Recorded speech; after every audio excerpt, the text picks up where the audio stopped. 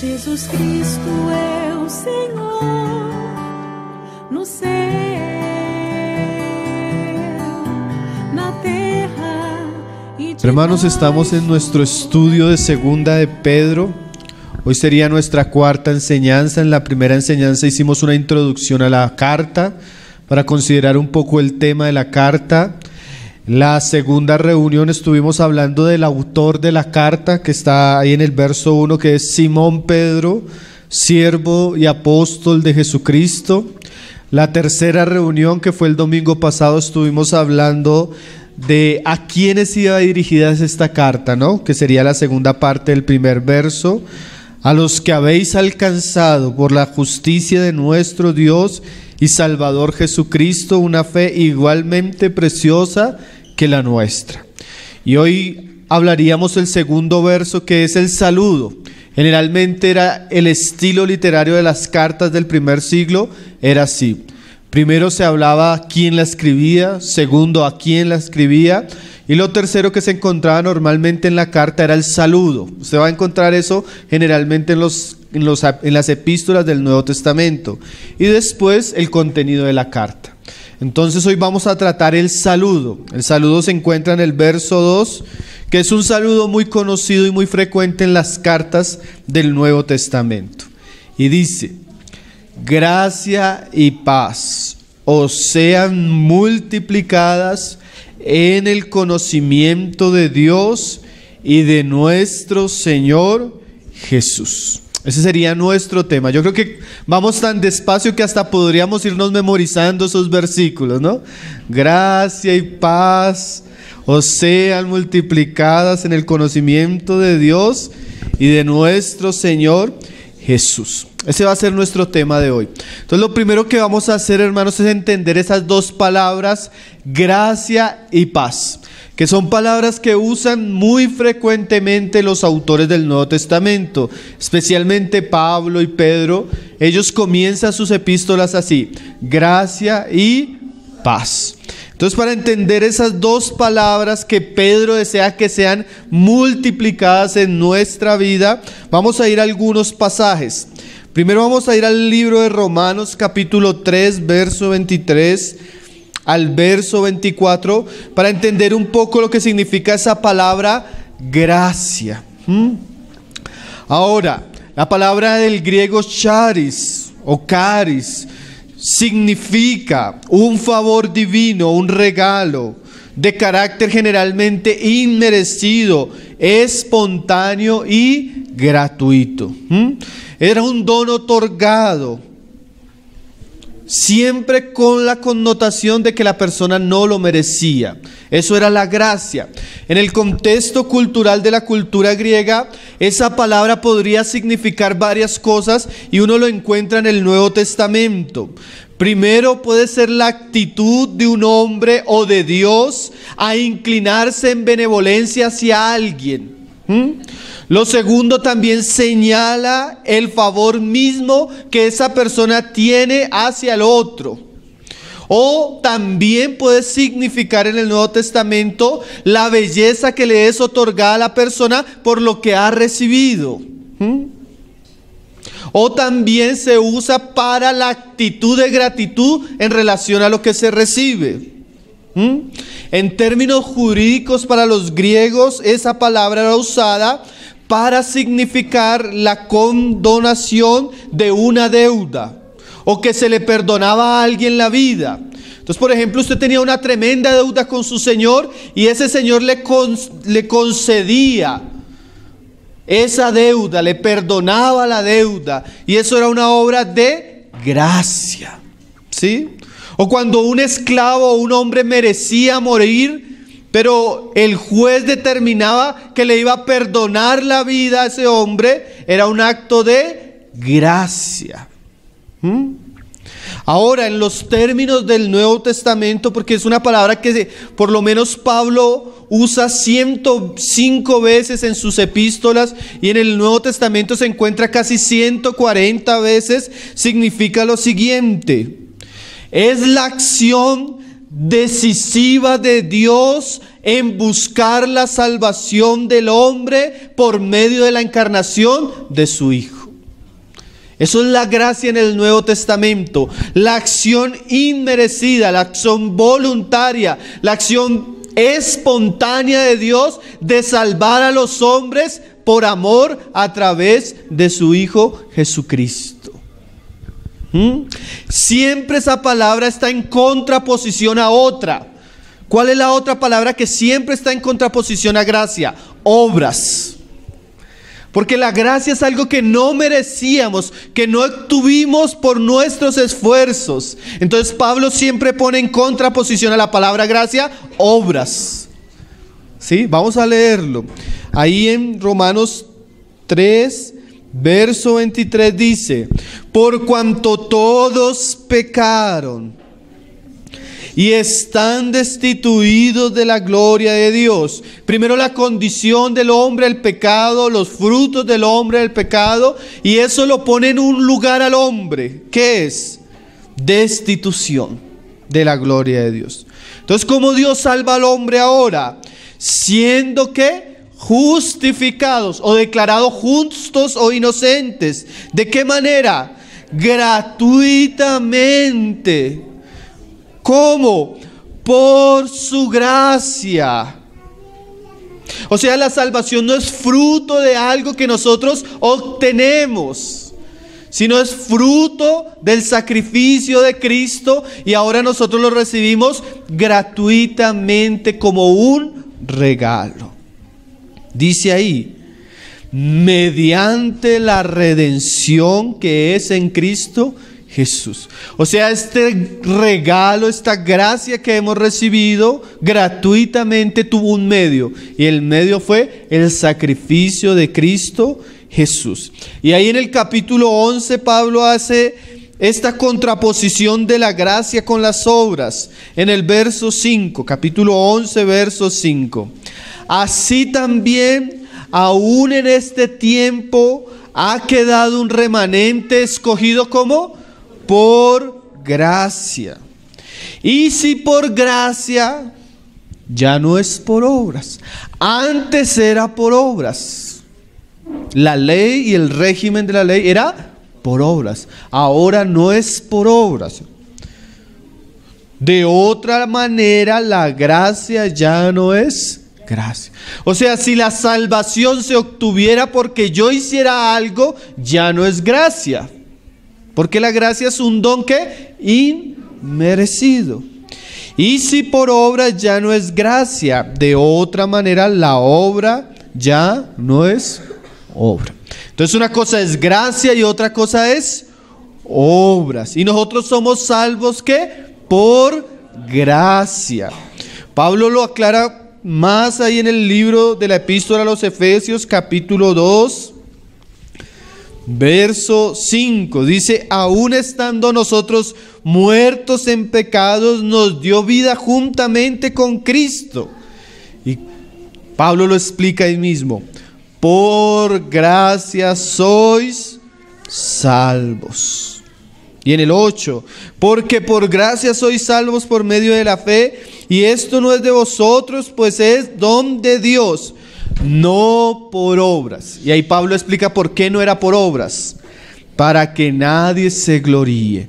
Entonces ningún hombre va a llegar a la presencia de Dios y va a decir: Dios, si viste todo lo que hice y gracias a eso estoy aquí.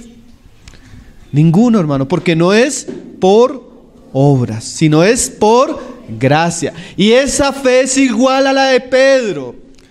Como decíamos en el verso anterior, Pedro fue salvo, fue justificado y fue reconciliado por Dios de la misma manera que nosotros. ¿Cómo?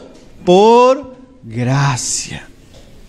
Entonces siempre las epístolas de los apóstoles comienzan así: gracia y paz. ¿Por qué? Porque ellos entienden, como decía Dieguito, que se está dirigiendo a personas que ya son creyentes y tienen gracia, o sea, tienen la gracia de Dios, el regalo de la salvación, y además de eso, ¿qué tienen? Gracia y paz. Ahora, la gracia fue lo que Cristo nos dio y lo que Él obtuvo, y la paz es el resultado de lo que Cristo hizo. Vamos a leerlo ahora ahí puede ser, bueno, tenemos tantos versículos, podemos leer Romanos 5, verso 1. Ahora esa palabra paz es bien interesante, hermanos. Esa palabra paz también está ligada al Evangelio muchas veces. Por ejemplo, Hechos 10, verso 36.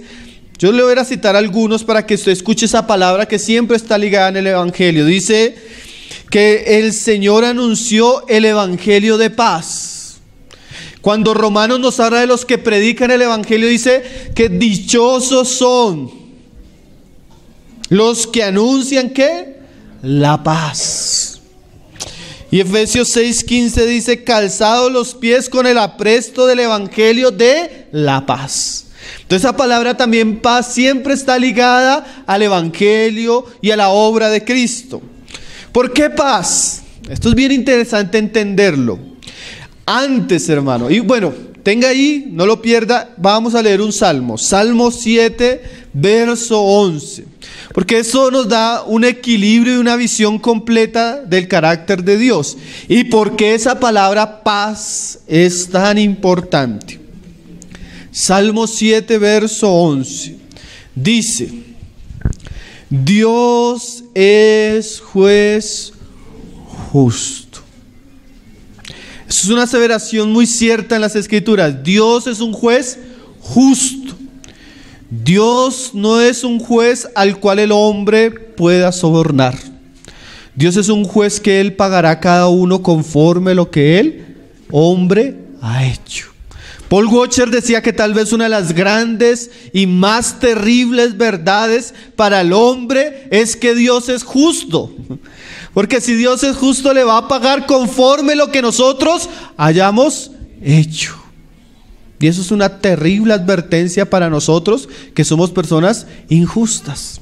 Y dice ahí el verso siguiente, o la frase siguiente, y Dios está airado contra el impío todos los días. Además de que Dios es justo por causa de la impiedad, Él manifiesta una actitud basada en su justicia, y esa es la ira. La ira es un atributo santo. ¿Por qué? Porque es el reflejo santo a una reacción injusta. ¿Sí? A veces nosotros pensamos que la ira es mala. La ira que nosotros manifestamos fuera de la justicia es mala. Pero por ejemplo, usted va por la calle y usted ve que un hombre, un asesino, saca un arma, un cuchillo y asesina a una mujer. Usted instantáneamente tiene una sensación de ira y de rabia. Porque está sucediendo algo terrible, ¿cierto? Si usted no tiene esa sensación de ira y de rabia, usted es una persona extraña. Entonces hay casos donde no sentir ira sería pecado, hermano. Cuando nosotros no sentimos ira contra la maldad, cuando nosotros no sentimos ira contra el engaño, cuando nosotros no sentimos ira contra la corrupción, contra el asesinato, contra el secuestro, contra las violaciones, somos personas que no estamos manifestando el carácter de Dios. Porque Dios es un Dios santo, y como Dios santo se aira contra las injusticias y las maldades. Y no solo contra las injusticias, contra aquellos que la practican.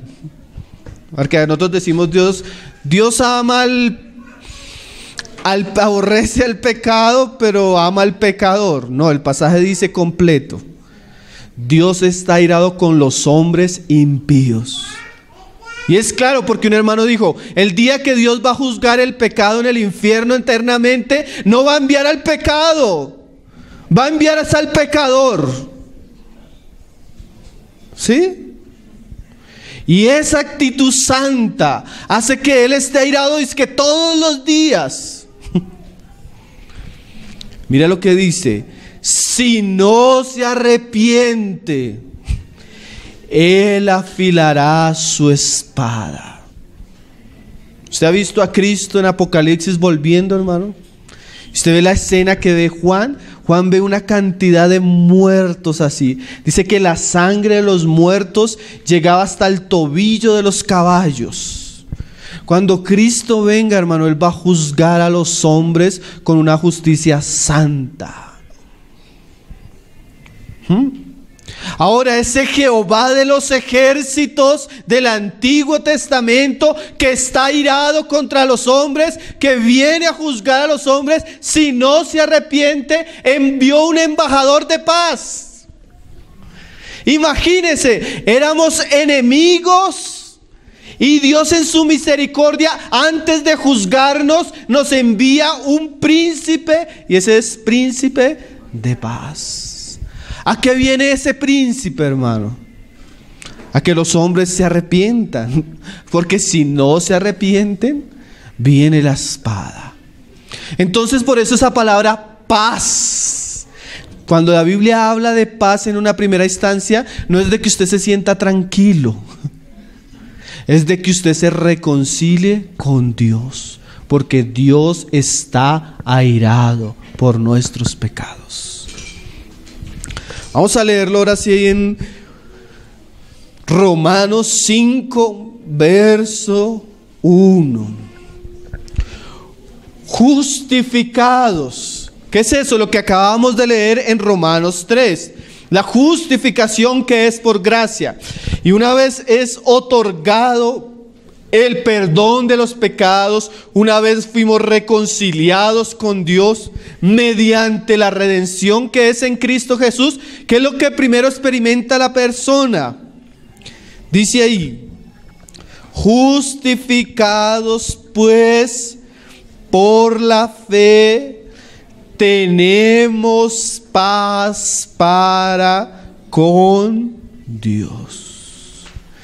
O sea, lo primero, como decía la epístola a los Colosenses, y decía nuestro hermano ahora, Dios estaba reconciliando todas las cosas en Cristo Jesús, en su muerte. O sea, lo que estaba haciendo Dios era derramando toda su ira en la cruz del Calvario para que nosotros en Cristo Jesús fuésemos reconciliados con Él.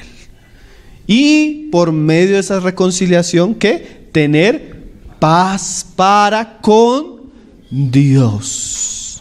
Esa paz para con Dios, como decíamos, no es un sentimiento, es una relación ahora que tenemos con Dios. ¿Por qué? Porque antes por naturaleza éramos hijos de la ira, éramos enemigos. Y ahora tenemos no la paz de Dios como vamos a leer ahorita, sino tenemos paz con Dios. Es diferente, ¿no? A través del sacrificio de Cristo, la barrera que separaba al hombre de Dios fue quitada. Y antes éramos hijos de ira, pero ahora somos ¿qué? Hijos de amor. El hermano George Wilson, él explica este pasaje diciendo así: estar en paz con Dios significa que la ira de Dios ya no nos amenaza, porque somos aceptados y agradables en Cristo Jesús. ¿Qué cosas, no? Martín Lutero, él dice que toda su infancia, los días de monasterio, él sufría porque él sentía que en cualquier momento le iba a caer la ira de Dios. Hasta que leyó estos pasajes, hasta que entendió el Evangelio. Y justificado gratuitamente por la fe en Cristo, tuvo paz para con Dios. El hermano Charles Ehrman, él explica este pasaje. Paz con Dios habla de nuestra relación con Él. Expresa la idea de perdón y aceptación en contraste con enemistad e ira. Muestra la posición de aquellos que alguna vez estuvieron bajo condenación, pero ahora están gozando de gran medida del perdón y el favor divino. Por la muerte en Cristo fuimos reconciliados. Entonces, la Biblia siempre comienza hablándole a los creyentes: gracia y paz. Gracia, el don inmerecido. La paz, el fruto de ese sacrificio por el cual ahora estamos reconciliados con Dios. Volvamos a Segunda de Pedro, capítulo 1, verso 2. Habiendo definido estas dos palabras, vamos a ver cuál es el deseo de Pedro para nosotros. Él dice, y para todos los que oyen esta carta, gracia y paz. Pero no queda ahí. Gracia y paz os sean multiplicadas. Entonces nosotros estamos hablando de una gracia inicial y de una paz inicial que es fruto del Evangelio. Si usted ha creído en Cristo, usted debió haber experimentado eso. ¿Qué? La gracia de Dios y la paz de haberse reconciliado con Dios. ¿Qué es eso? El fardo de pecados que cargaba mi espalda y mi alma fueron quitados y ahora tengo paz. Antes era enemigo y ahora soy hijo, puedo acercarme a Dios. Ahora lo que Pedro está diciendo para sus escritores es que Pedro desea que eso sea multiplicado. O sea que eso que recibimos en la salvación, que es algo precioso como lo veíamos la vez pasada, es el comienzo, pero Dios es abundante. O sea, quiere que nosotros tengamos esto en abundancia. Y la palabra que usa ahí Pedro para multiplicadas es plexuno, del griego, que significa aumentar, multiplicar, que haya abundancia, que haya prosperidad en esto. Viene una palabra plexos, que se usaba mucho en el Nuevo Testamento para hablar de multitud, de plenitud. Por ejemplo, cuando Pedro, ¿se acuerdan esa noche que Pedro había estado trabajando toda la noche? Nosotros lo estudiamos en el Evangelio de Lucas. Y no había pescado nada. Y Jesús al otro día le dice, Pedro, echa la red. Y Pedro le dice, Señor, pero en tu nombre la echaré. Y Pedro echa la red y dice que él pescó una gran multitud de peces, tanto que la red se rompía. La palabra que usa ahí cuando habla de multitud de peces es plexos. Y da la idea que eran muchos peces, tanto que la red no los podía soportar. Y eso es lo que está diciéndonos Pedro ahora. Pedro desea que la gracia y la paz sean multiplicadas, abundantes en la vida de aquellos a los cuales Él se está dirigiendo. Entonces tenemos una gracia inicial, una paz inicial, fruto del Evangelio, pero ahora Dios quiere que eso se multiplique en nuestras vidas. ¿Para qué? Vamos a ver algunos pasajes donde nos habla de la gracia ya en otros aspectos, la gracia multiplicándose y dando fruto. Por ejemplo, el libro de 2 a los Corintios, capítulo 6, verso 1, antes de ver el capítulo 12 que nos habla de la gracia en Pablo abundando, la gracia de Pablo en fructificando, la gracia de Pablo multiplicando. Hay una advertencia ahí en el verso 6, capítulo 6, verso 1 de la misma epístola, 2 de Corintios. Dice, así pues, nosotros, como colaboradores suyos, recuerda que Dieguito nos decía que nosotros tenemos el ministerio de la reconciliación, y eso también lo tenía Pablo. Y Pablo, como un colaborador de Dios, mira lo que decía: os exhortamos también a que no recibáis en vano la gracia de Dios. O sea, hay dos exhortaciones. Por un lado, que la gracia se multiplique.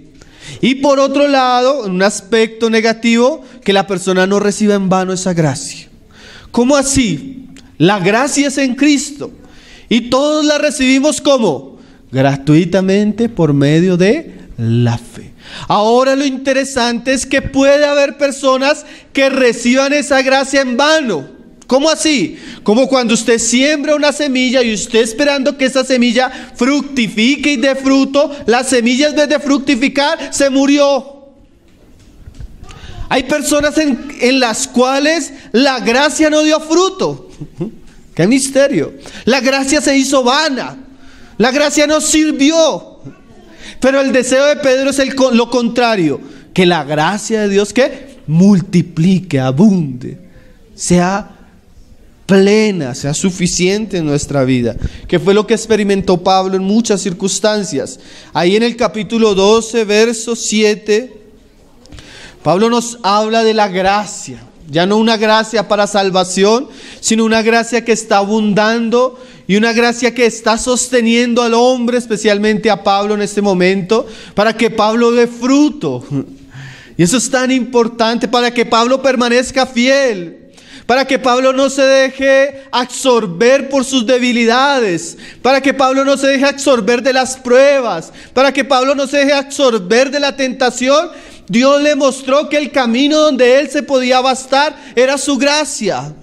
Entonces la gracia inicial es para salvación, pero la gracia abundante o que debe florecer o prosperar en nuestros corazones es para sostenernos en medio de los muchos desafíos que tenemos como cristianos en este mundo. ¿Usted no necesita la gracia? Todos necesitamos la gracia. Sin gracia nos vamos a sumergir en nuestras debilidades. Y Pablo va a explicarnos eso. Y este es uno de los asuntos donde la gracia debe fructificar en nosotros y debe abundar en nosotros. No solo como un medio para salvación, sino como un medio para crecer, un medio para fortalecernos, un medio para andar, un medio para no desanimarnos como creyentes. Dice ahí en el verso 7: y para que la grandeza de las revelaciones no me exaltase desmedidamente, me fue dado un aguijón en mi carne, un mensajero de Satanás que me abofetee, para que no me enaltezca sobremanera. Respecto a lo cual 3 veces he rogado al Señor que lo quite de mí. Entonces imagínese a Pablo, un hombre con un tremendo ministerio, con una tremenda revelación, pero el Señor quiere mantener a Pablo en una situación de humildad. ¿Saben por qué? Porque dice Santiago que el Señor da mayor gracia ¿a quién? A los humildes, pero a los orgullosos ¿qué? Los resiste. O sea, Pablo llegó a un punto donde había recibido tantas cosas que era un peligro para su vida espiritual, el orgullo. Entonces Dios le manda un mensajero de Satanás. Y este mensajero de Satanás vino y le hirió en la carne. Hay muchas interpretaciones de este pasaje. Muchos lo asocian con una enfermedad que Pablo sufría. Y Pablo dice que había rogado 3 veces al Señor que lo sanase. Pablo hizo un culto de sanación, decretó sanidad para él y nada sucedía. Y el Señor le responde y me ha dicho: bástate mi gracia. O sea, Pablo, en este momento tú no necesitas sanación. En este momento tú no necesitas ser libertado del espíritu que está viniendo contra ti. En este momento lo que tú necesitas y donde debes tomar es de mi gracia. Y así muchas veces en nuestra vida, hermano, las tentaciones no van a ser quitadas, las pruebas no van a ser quitadas, los desafíos que tenemos delante no van a ser quitados. Así oremos. Muchas veces lo que Dios quiere es que nosotros aprendamos a crecer y a depender de la gracia de Él. Porque su gracia es ¿qué? Suficiente. Ella nos puede bastar. Ella es la fuente inagotable que Dios le ha dado al creyente, no solo como un medio para salvación, sino para que el creyente se sienta firme, para que el creyente pueda caminar, para que el creyente pueda perseverar, para que el creyente pueda vencer en medio de todas las pruebas. Él tiene la gracia de Dios. Por eso Pablo y Pedro y los apóstoles comienzan así: deseamos que la gracia abunde en su vida. No, el creyente quiere dinero, el creyente quiere comodidades, el creyente quiere satisfacción personal.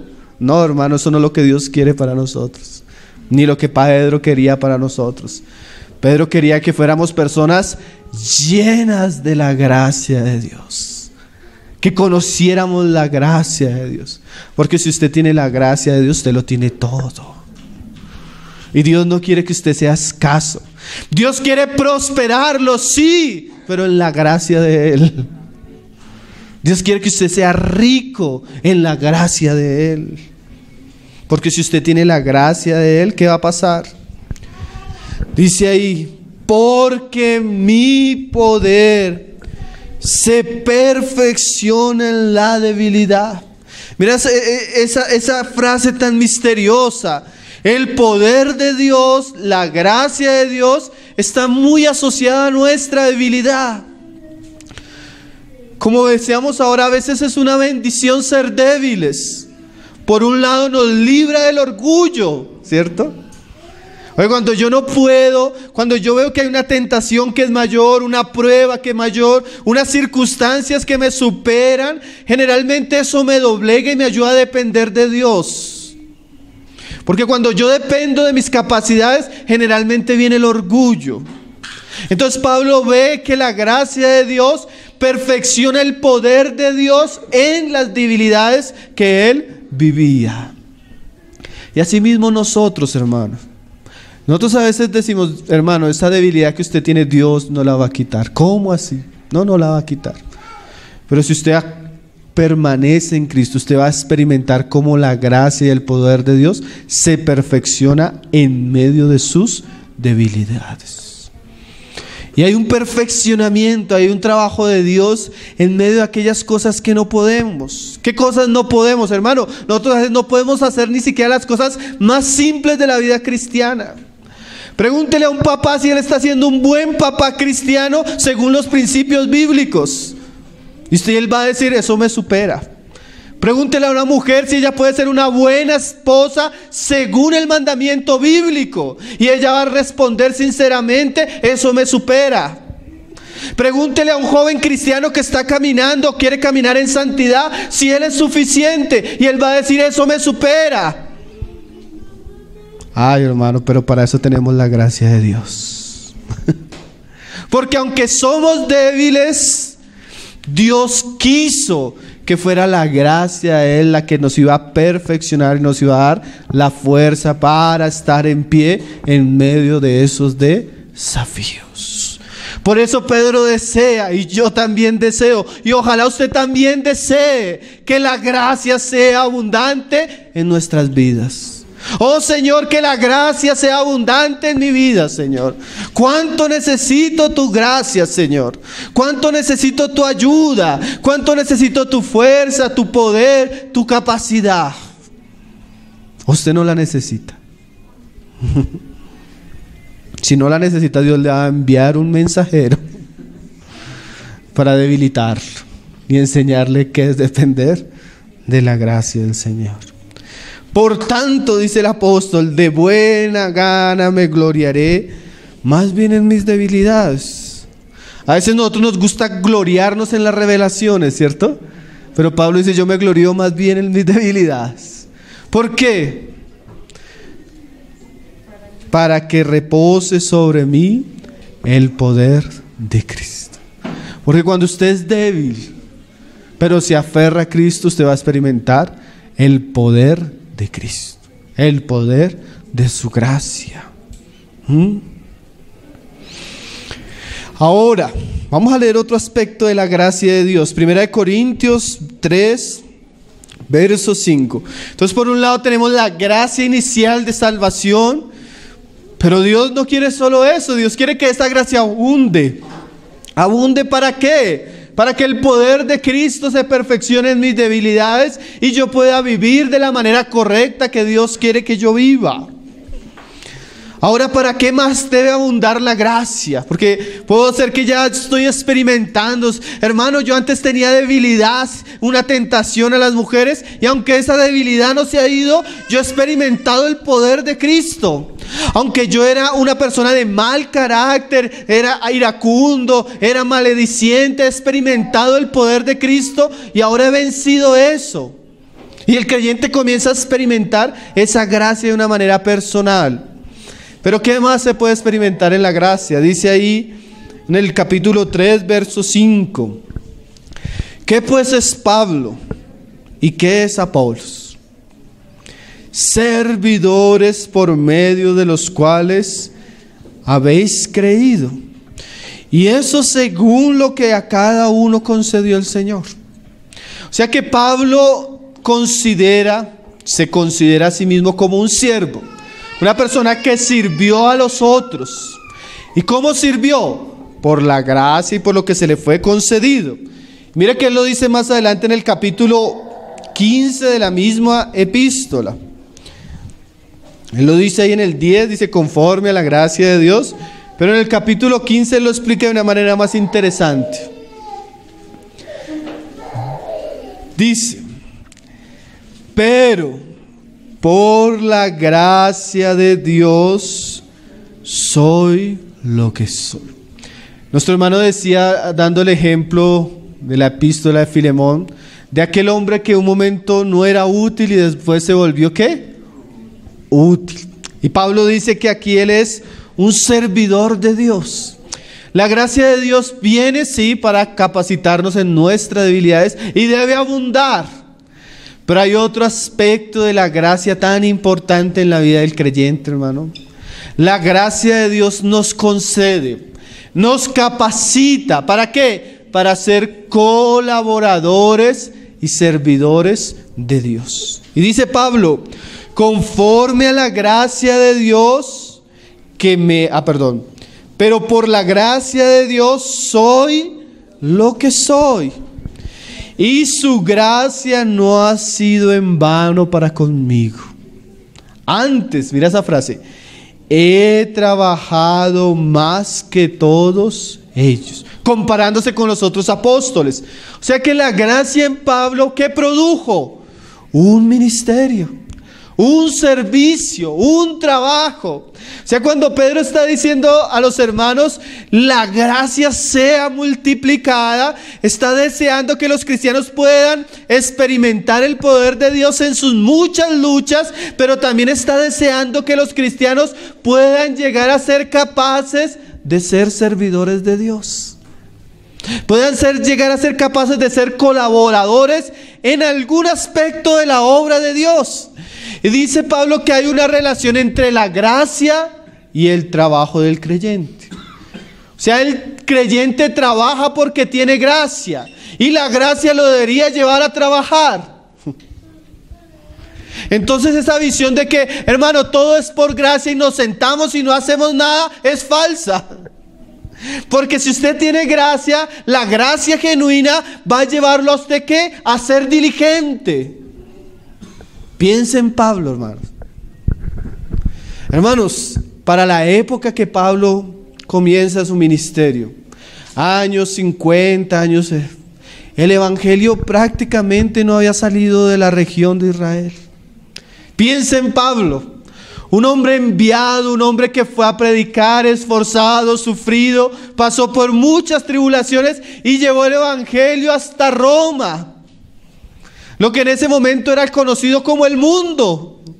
Piensa en un hombre pecador, miserable, indigno, que trastornó el imperio romano por la predicación del evangelio.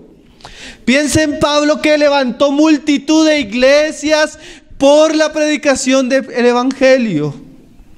Piensa en Pablo, que derribó ídolos y potestades malignas con un ministerio que Dios le concedió. Piensa en Pablo, qué hombre tan fructífero, hermano. ¿Por qué?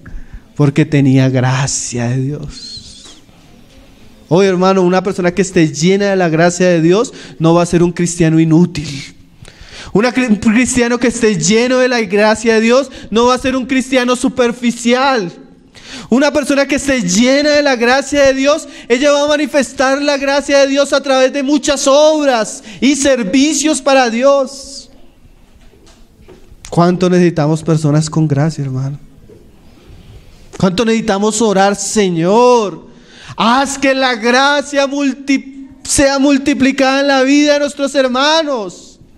Haz que la gracia abunde en la vida de nuestros hermanos, de tal manera que esa gracia pueda producir mucho fruto para tu gloria. ¿Saben qué, hermano? No se necesita a veces tantos talentos. No se necesita a veces el seminario, hermanos. No se necesita cualidades personales. Se necesita la gracia de Dios. Porque usted puede tener talentos personales, preparación académica, y si usted no tiene gracia de Dios, no sirve, hermanos. Yo pienso en la historia, ustedes conocen la historia de David Brainerd, un joven hermano, de 25 años, flaco, pequeño, que había sufrido tuberculosis, pero tenía tanta gracia de Dios que tenía una pasión por ir a predicarle a los indios pieles rojas que nadie los había alcanzado. Y era tanto esa pasión, que él llega cerca de la tribu y ve a estos indios ofreciendo un ritual pagano. Y era tanta la gracia y la pasión que él tenía de predicar a estos hombres, que dura una noche orando y ayunando para que la gracia de Dios alcance esa tribu. Y era un hombre que se derramaba en la presencia de Dios, como él decía, yo quiero quemarme como una antorcha en la presencia de Dios. Y oraba y oró toda la noche. Y al otro día, cuando fue a enfrentarse al paganismo de estas tribus, la gracia de Dios le acompañó y muchos se convirtieron. Si Dios levantara hombres así de 25 años entre nosotros, ¿qué haría Dios en esta ciudad? Hombres llenos de la gracia de Dios, llenos del amor de Dios, llenos del poder de Dios. Cuando ellos hablaban, la gente se convertía. Piensa en un George Whitefield, hermano, que llegaba a una ciudad y no tenía un salón, no tenía sonido, y se reunían 10,000 personas a escucharlo, porque la predicación de la palabra era con gracia. Pero hoy nuestros jóvenes, ¿qué tienen? Videojuegos, películas, música. A veces son más carnales que el joven del mundo, más superficiales que el joven del mundo. No hay nada de gracia.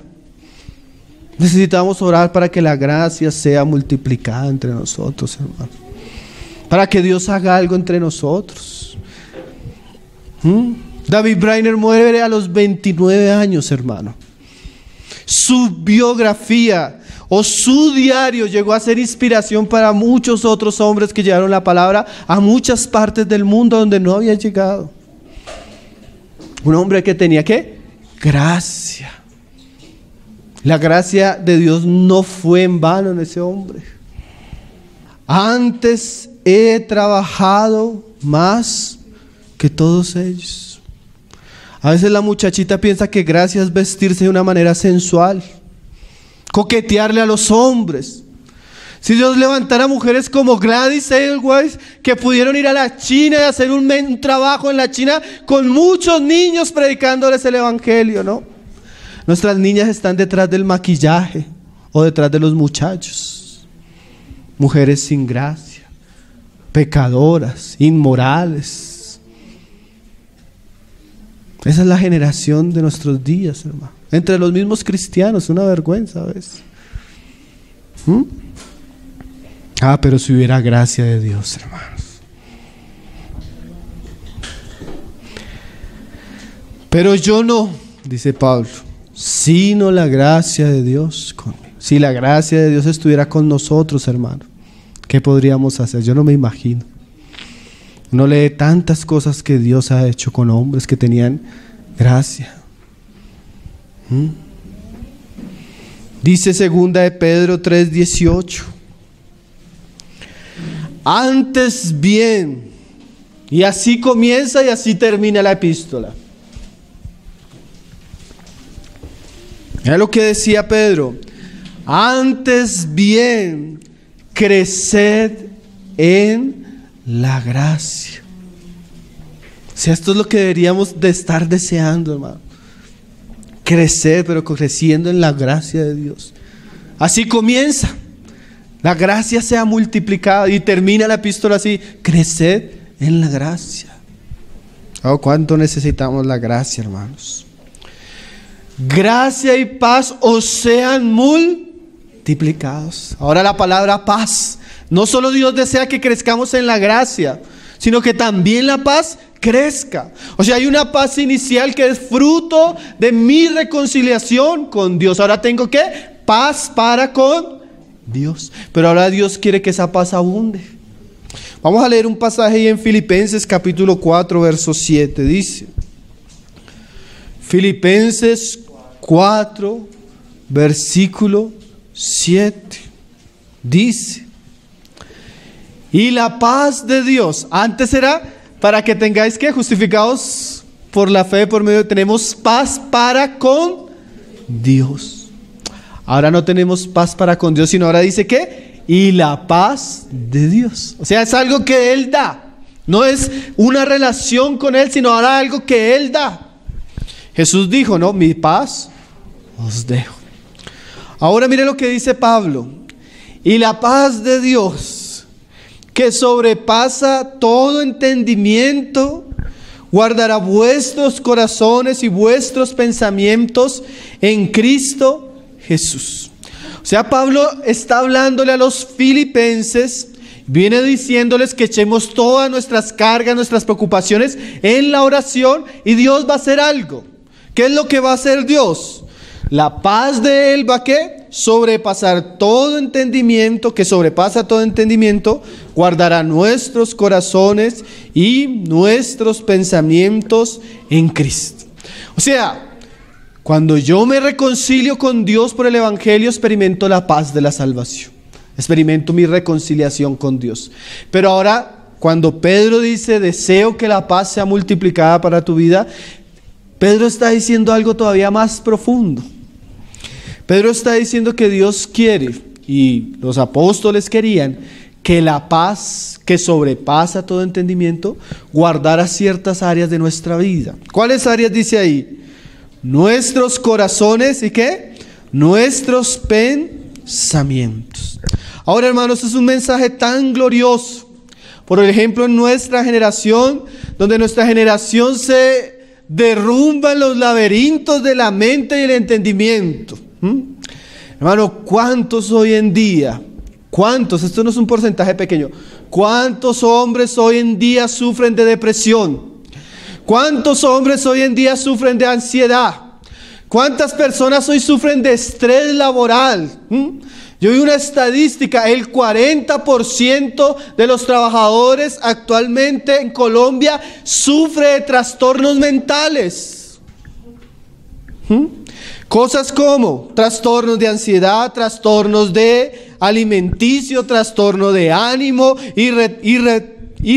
irritabilidad, mal humor, inseguridad, dificultad para concentrarse, dificultad para tomar decisiones, estados de ánimos variables, depresión, temor, miedo, aislamiento. Esa es la porción de los hombres de nuestra generación, hermano. No hay paz. Entonces eso que dice Pablo, que desea para nosotros, y Pedro que desea para nosotros, es tan necesario. Porque aunque muchas veces no se diga, son muchos los creyentes que están teniendo problemas con eso. Pero Pablo habla de una paz que nos lleva más allá de lo que nosotros podemos entender. Y que ella puede guardar nuestros corazones y nuestros pensamientos. ¿Cuántos de nosotros, nuestro mayor problema no está en las circunstancias, sino está en el trastorno interior?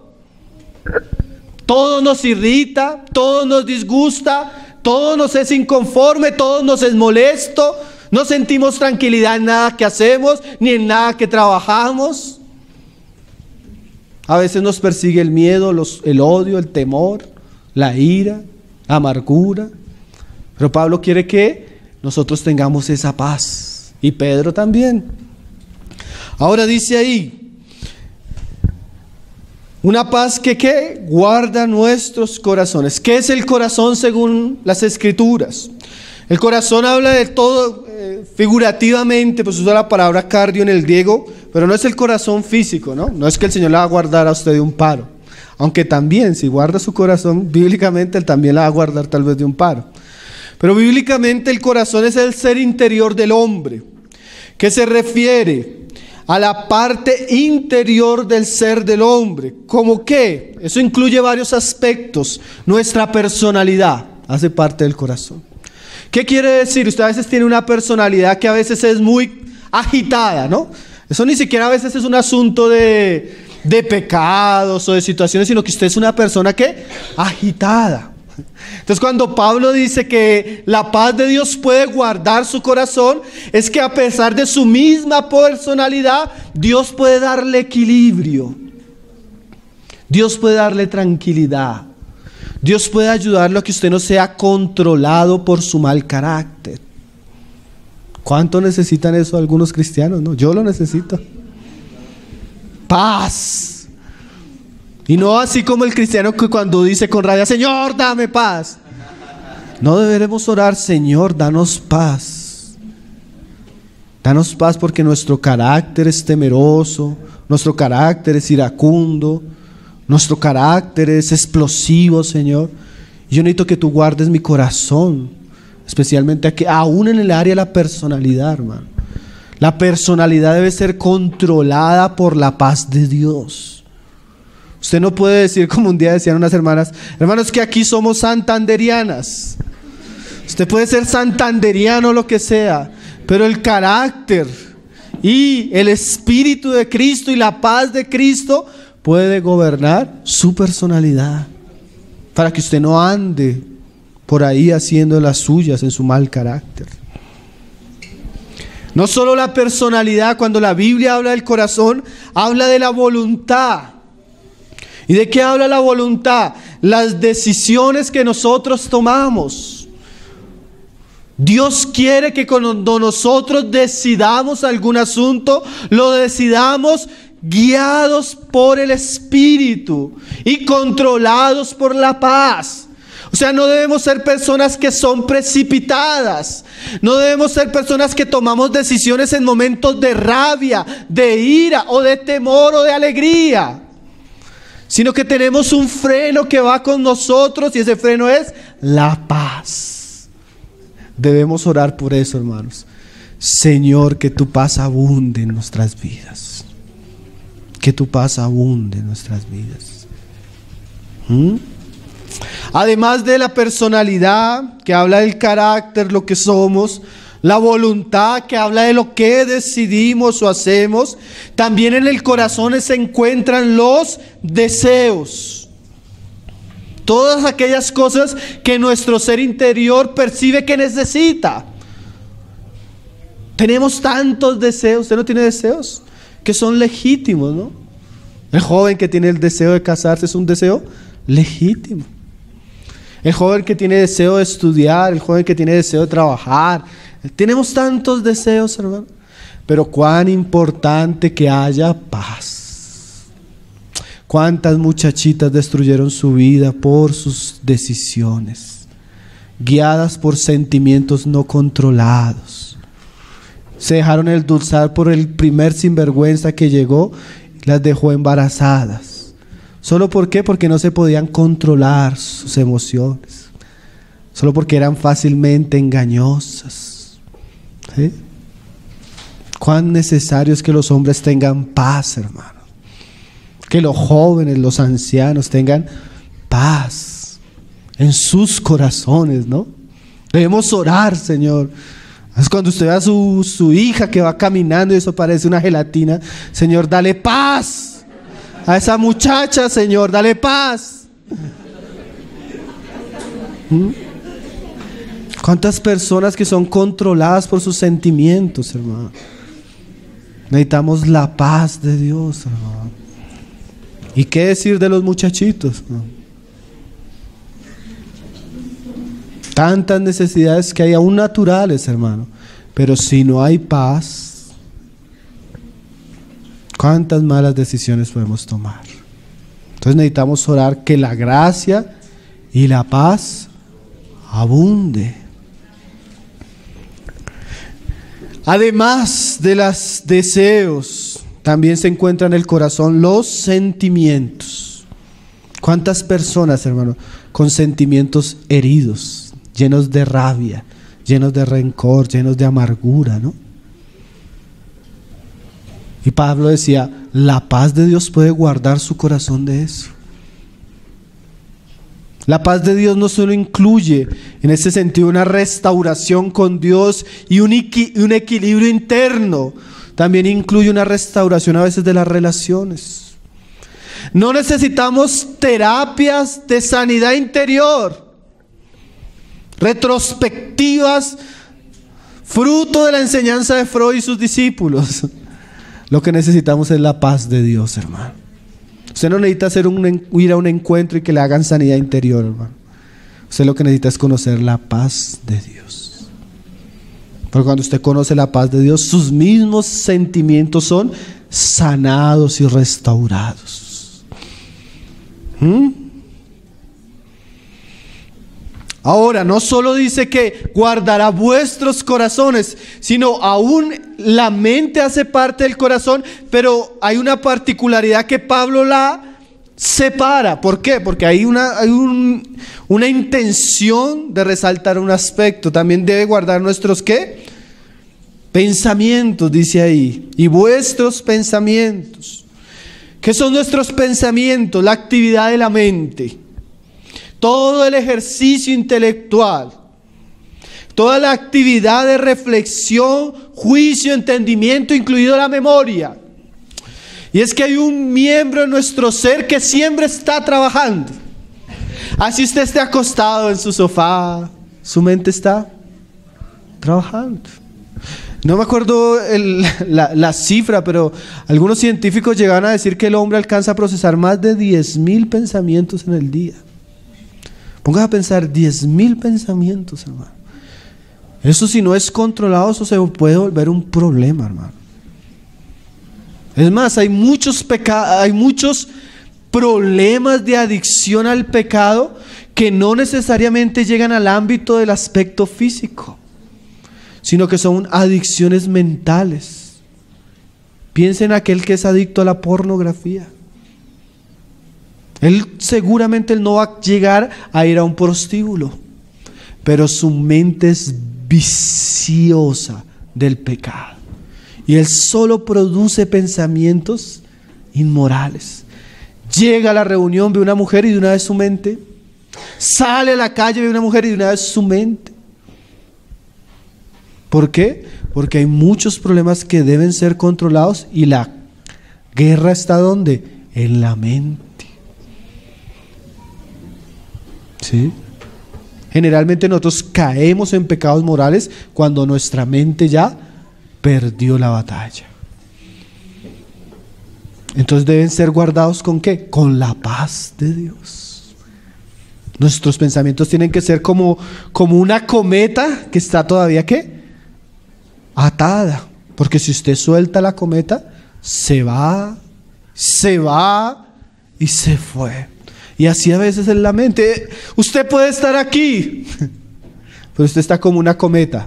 Se va y se fue. Usted está aquí, pero su mente no está aquí. Yo a veces pienso, ¿cuántos de los que están aquí están aquí? ¿Dónde está su mente está usted? Y esa mente entonces debe ser controlada. Y ese control lo trae ¿qué? La paz de Dios. Por eso Pedro decía, hermanos, que a veces no importa la circunstancia, si usted tiene paz, usted va a enfrentar las cosas bien diferente. Yo me acuerdo de una película de esas bélicas que viene un ejército contra otro y está este ejército preparado. Hay una situación así de muchas circunstancias y el general les decía, quietos, y así todos ansiosos, quietos. Hasta un momento que, ahora sí. Nuestra mente tiene que tener un general, hermano. Y ese general que guarda nuestra mente es la paz de Dios. ¿Por qué? Porque cuando usted está ante una situación, usted no va a reaccionar en la carne o naturalmente. Sino que usted va a tener un freno para volverse a Dios y pedirle a Dios que le ayude en ese momento. ¿Cuántos nos hemos arrepentido cuando no hemos hecho eso, no? Actuamos y después dice, Señor, si verás. Necesitamos la paz, hermano. Necesitamos orar por la paz. Ahora este pasaje es bien interesante porque así como Pedro, mire lo que él dice. Y vuestros pensamientos en Cristo Jesús. Eso es bien importante, hermano. ¿Por qué? Porque usted no va a tener ni gracia ni paz si usted no está en Cristo Jesús. Y así termina Pedro. Volvamos al pasaje. Gracia y paz os sean multiplicadas. ¿Pero cómo? Vamos a hacer unas terapias de cómo controlar el pensamiento. No, hermano. ¿Cómo vamos a hacer una terapia para que la persona tenga más gracia? No, hermano. Gracia y paz os sean multiplicadas. ¿Cómo? En el conocimiento de Dios y de nuestro Señor Jesús. O sea que yo experimento la gracia abundante y la paz que sobrepasa todo entendimiento en la medida que yo estoy conociendo a Dios y a Jesucristo. Por eso es tan importante, hermano, que nosotros tomemos en serio, como Pablo decía, correr la carrera.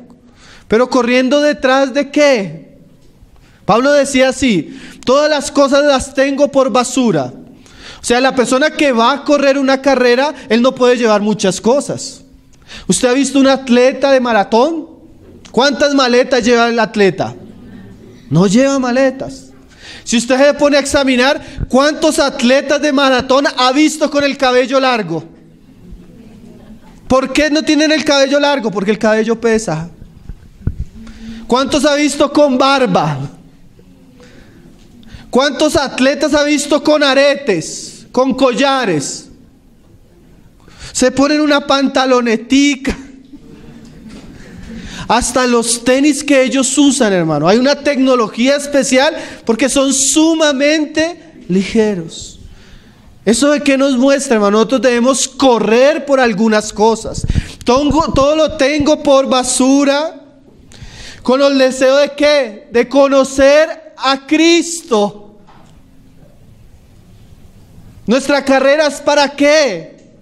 Para correr hacia Cristo, a fin de conocerle. ¿Por qué? Porque en la medida que le conozco, ¿qué va a pasar?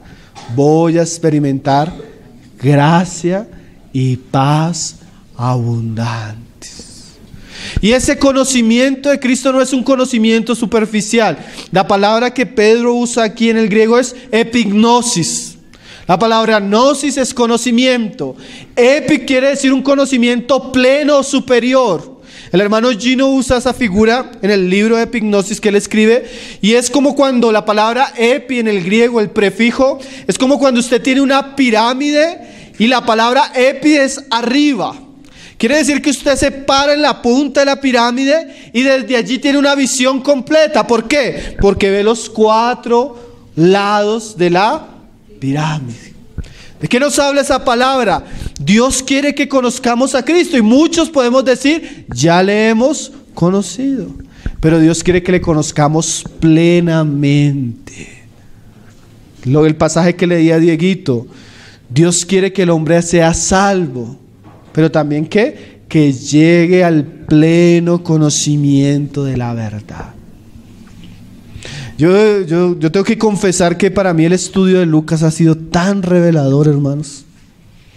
Porque cada vez que usted comienza a estudiar lo que Jesús decía, hacía, cómo actuaba, estamos conociendo un aspecto de la plenitud de Cristo que antes no conocíamos. Y lo más interesante es que cuando conocemos algo más de Cristo, eso tiene un efecto. ¿Cuál es el efecto? Me lleno de gracia. ¿Y cuál es el otro efecto? Me lleno de paz. Entonces, ¿por qué a veces no tengo gracia y por qué no tengo paz? Porque no estoy creciendo en el conocimiento de Jesús. Y Pedro oraba: Señor, que la gracia sea abundante y la paz sea abundante por medio del conocimiento de Dios y de tu Hijo en ellos. Esa debería ser nuestra meta como cristianos, hermano. Poder crecer en el conocimiento de Cristo, de tal manera que mi vida experimente la gracia poderosa de Dios y la paz. Esos son 2 síntomas de que usted está caminando con Dios. Tiene cada vez más gracia y tiene cada vez más